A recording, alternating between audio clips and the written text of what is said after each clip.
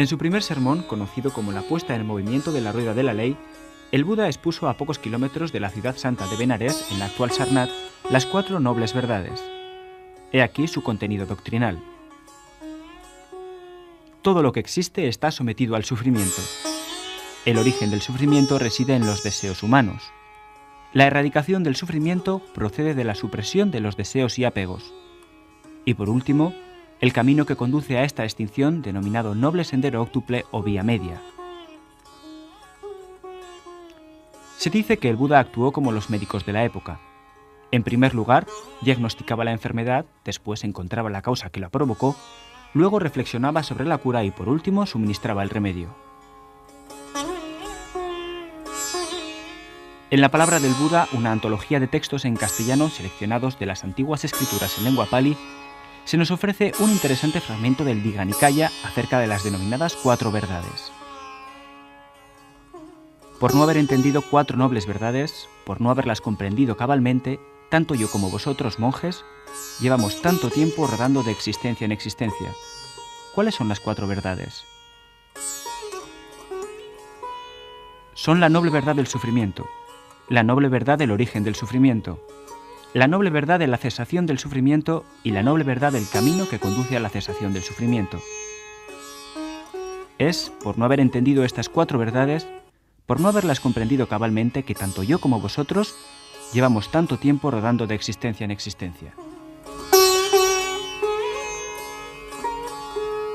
La tercera noble verdad sigue por lógica a la segunda. Si la causa de tanto sufrimiento y frustración es el deseo egoísta, su cura, su terapéutica, estriba en superarlo.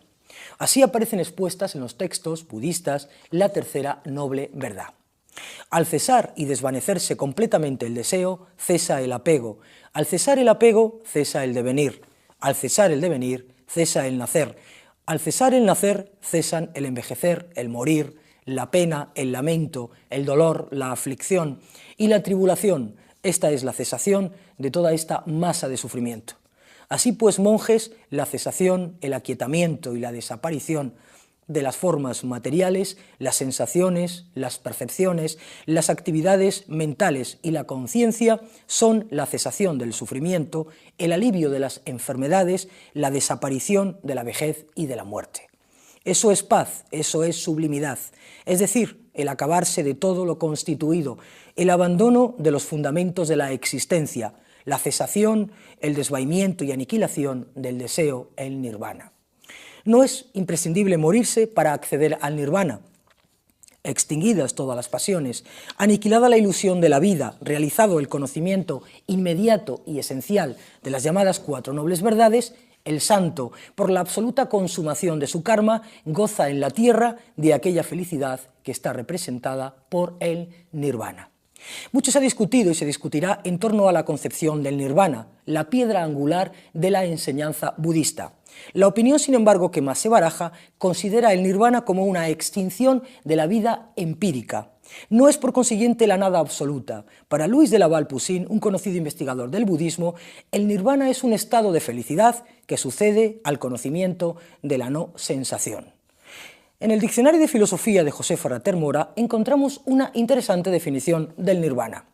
Hay que observar ante todo que el nirvana no representa para el budismo, como tantas veces se afirma, la nada, sino el verdadero ser, el cual aparece solamente cuando se ha logrado apartar y destruir el engaño de la individualidad. El significado más aproximado de nirvana es extinción, como cuando se habla de la extinción de una llama. En efecto, lo que parece real, según los budistas, no es real, sino meramente hinchado. Al reducirse y últimamente suprimirse esta hinchazón, aparece desde fuera algo vacío. Desde dentro, en cambio, no aparece algo vacío. Tampoco puede decirse que aparezca algo lleno. En rigor, los conceptos que responden a las expresiones estar vacío y estar lleno son conceptos valederos únicamente cuando se está sumergido en el engaño de la existencia individual. Suprimida la individualidad por medio de la contemplación, desaparecen todas las dificultades y todas las contradicciones lógicas. Las definiciones que los budistas dan del nirvana pretenden ser, pues, solamente aproximaciones. Desde este punto de vista se comprende que el nirvana puede ser definido tanto negativamente, el vacío que aparece al suprimirse lo hinchado, como positivamente, el solo espíritu, la sola conciencia, etc. Hallamos asimismo, en algún pasaje de los textos budistas, descripciones más o menos detalladas del nirvana. Por ejemplo, esta. Arrebatados por la pasión, el odio y la ofuscación, los hombres, perdido el gobierno de la propia mente, se hacen daño a sí mismos o hacen daño a los demás, o se hacen daño a sí mismos y a los demás, sufriendo toda clase de dolores y aflicciones, pero el que se ha apartado de la pasión, el odio y la ofuscación, no se hace daño a sí mismo ni hace daño a los demás, y no sufre ninguna clase de dolor ni aflicción. Esto, monjes, es el nirvana, patente, inmediato, atendible, guía asequible a los sabios por el propio esfuerzo. Otra descripción, citada en este caso por Raymond Panikkar, en su obra El silencio del Buda, dice así, también al referirse al nirvana. El supremo Mahaparinirvana es perfecto, permanente, quieto, radiante, luminoso. Gentes comunes e ignorantes lo llaman muerte, mientras que los herejes lo consideran arbitrariamente como aniquilación. Los que pertenecen al vehículo pequeño y al vehículo medio consideran el nirvana como no acción. Todo esto no son más que especulaciones intelectuales que forman la base de las 62 opiniones falaces. Como no pasan de ser más que nombres inventados para la ocasión, nada tienen que ver con la verdad absoluta. Solo aquellos de mente supereminente pueden entender lo que es el nirvana y tomar una actitud que no es ni de apego ni de indiferencia. Ellos saben que los 5 agregados y el llamado ego, que surge de los agregados, junto a todas las formas y objetos externos, y a todos los varios fenómenos de las palabras y de la voz, son todos ellos irreales, como un sueño o una ilusión. No discriminan, pues, entre un sabio y un hombre ordinario, ni tienen ningún concepto arbitrario del nirvana. Están por encima de la afirmación y de la negación. Rompen las barreras entre el pasado, el presente y el futuro. Usan los órganos de los sentidos cuando la ocasión lo requiere, sin que surja en ellos ningún concepto de uso. Pueden discriminar entre todo tipo de cosas sin que surja en ellos ningún concepto de discriminación. Incluso durante el fuego cataclísmico al final de un kalpa, cuando se consumen las profundidades del océano, o cuando soplan los vientos catastróficos y se derrumban las montañas, el goce perdurable de la quietud perfecta y de la cesación del cambio, que es nirvana, permanece el mismo y no cambia.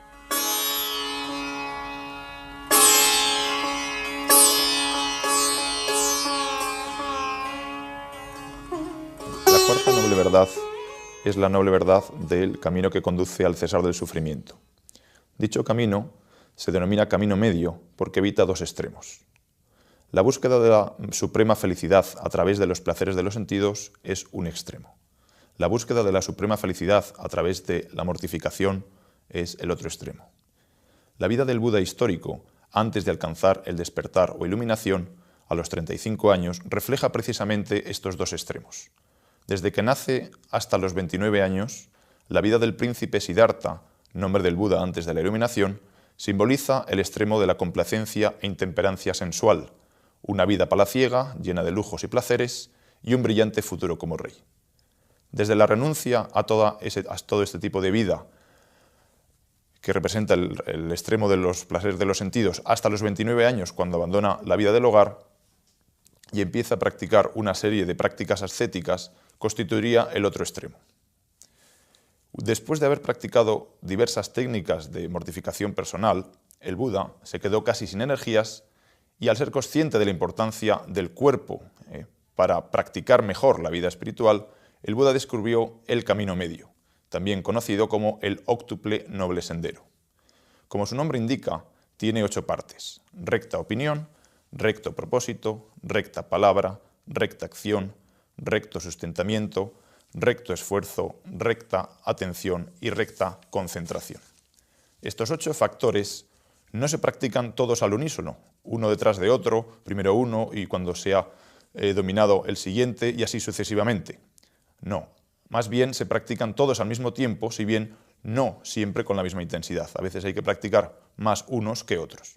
Simbólicamente se representa este óctuple sendero con una rueda que tiene 8 radios. Del mismo modo que si a una rueda le falta alguno de sus radios, pierde estabilidad y gira con cierta dificultad, la práctica del noble sendero, que no es completa, también tiene esa debilidad. Tradicionalmente, los 8 factores del sendero se subdividen en 3 grandes apartados.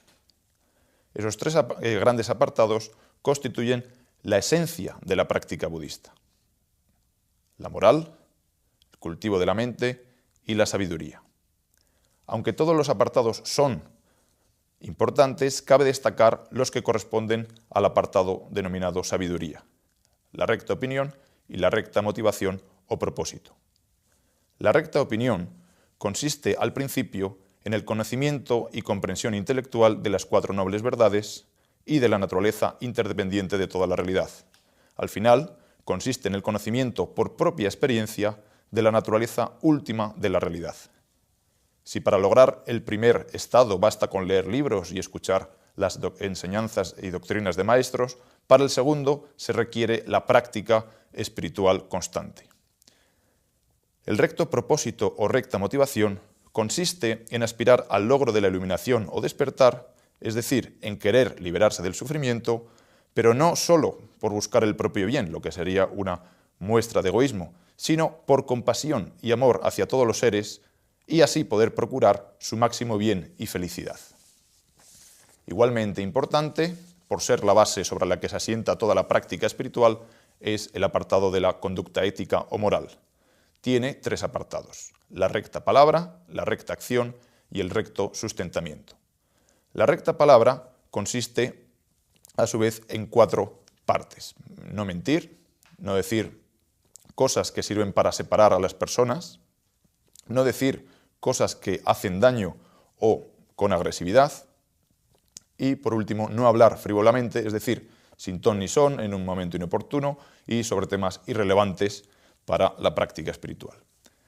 La recta acción, por su parte, consiste en no matar, o como se formula clásicamente, en abstenerse de hacer daño. Aquí entraría la no violencia. También en no robar, o como se formula tradicionalmente, en abstenerse de tomar lo que no es dado.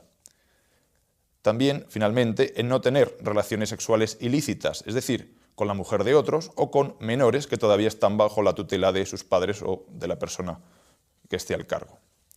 El recto sustentamiento consiste en ganarse la vida a través de actividades o profesiones que implican directa o indirectamente el sufrimiento o muerte de personas, animales y demás seres vivos.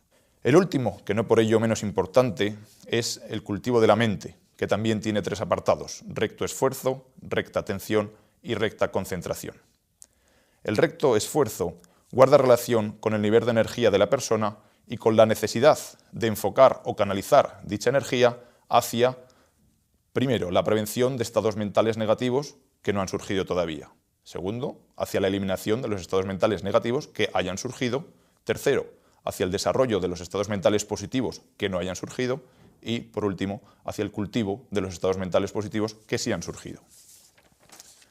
La recta atención, por su parte, consiste en ser consciente plenamente de todas las actividades corporales, de todas las sensaciones, de todas las actividades mentales y de todos los estados de pensamiento, ideas, conceptos que uno tiene.